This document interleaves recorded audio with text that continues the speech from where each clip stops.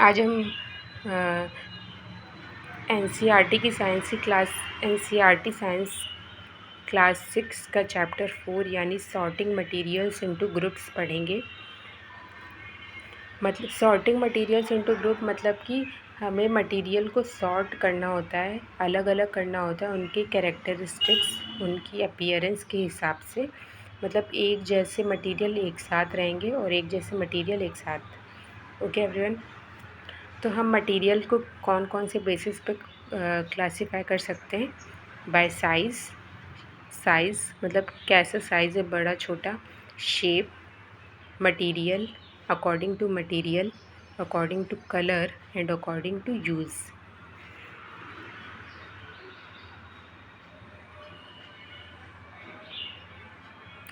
Colour, अगर हम colour की बात करें तो कलर जैसे कि अगर ब्लैक कलर के चीज़ें हैं तो हम उन्हें ब्लैक कलर में रख देंगे, वाइट कलर की चीज़ें हैं तो हम उन्हें वाइट कलर में रख देंगे। तो इस प्रकार हम मटेरियल को सॉर्ट कर सकते हैं। अब हम बात करते हैं मटेरियल की प्रॉपर्टीज़ के बारे में। पहला है अपीयरेंस। मटेरियल की प्रॉपर्टीज़ मतलब हम मटेरियल को कैसे आइडेंटिफाई कर सकते हैं? अगर मटेरियल की सरफेस शाइनी है तो वो लस्टर है। कुछ मटेरियल की सरफेस शाइनी होती है, शाइनी को साइंटिफिक नेम होता है लस्टर। कुछ मटेरियल की सरफेस रफ़ होती हैं, कुछ की स्मूथ होती हैं, कुछ की हार्ड होती हैं, कुछ की टफ़ होती हैं। तो ये अपीयरेंस की कैटेगरी में आ गया। सेकंड है स्टेट। स्टेट में 3 चीज़ें होती हैं, solid, liquid and gas. Third है सॉल्युबिलिटी। सॉल्युबिलिटी का मतलब होता है कि कोई भी सब्सटेंस है वो किसी भी पानी में या किसी भी सॉल्यूशन में कितना घुल जाता है, उसी को ही सॉल्युबिलिटी कहते हैं। जैसे अगर हम चीनी और नमक को पानी में घोलें तो वो घुल जाता है, तो इसी को ही सॉल्युबिलिटी कहते हैं। तो इस तरह से हम मटेरियल को सॉर्ट कर सकते हैं।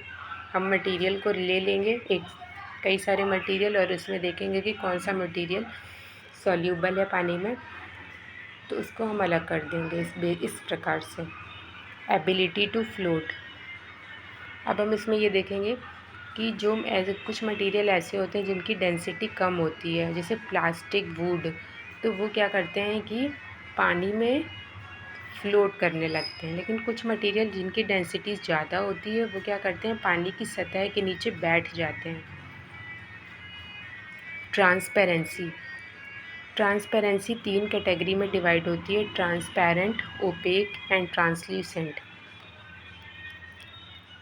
ट्रांसपेरेंट वो होते हैं सब्सटेंस जिनसे लाइट बिल्कुल पास हो जाती है। ओपेक वो होते हैं जिनसे बिल्कुल नहीं पास होती है। और ट्रांसल्यूसेंट हैं जिनसे थोड़ी थोड़ी पास होती है।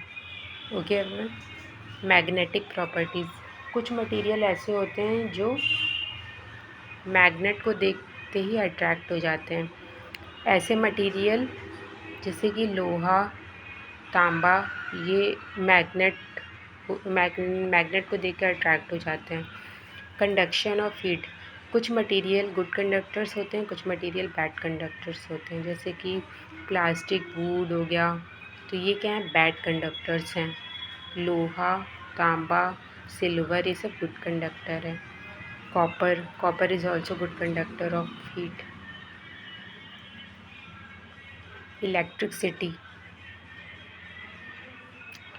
इलेक्ट्रिसिटी में 2 तरह से हम देख सकते हैं, 2 कैटेगरीज होती हैं, कंडक्टर की, एक इंसुलेटर। कंडक्टर वो होते हैं जो सुचालक होते हैं, जैसे कि वो कॉपर, सिल्वर हो गया, तो ये क्या करते हैं, इलेक्ट्रिसिटी को कंडक्ट करते हैं। और इंसुलेटर हो गए जो इलेक्ट्रिसिटी को कंडक्ट नहीं करते, जैसे वुड हो गया, प्लास्टिक हो गया। So I hope you all understand this channel. Thank you. Understand this video and chapter also. So thank you.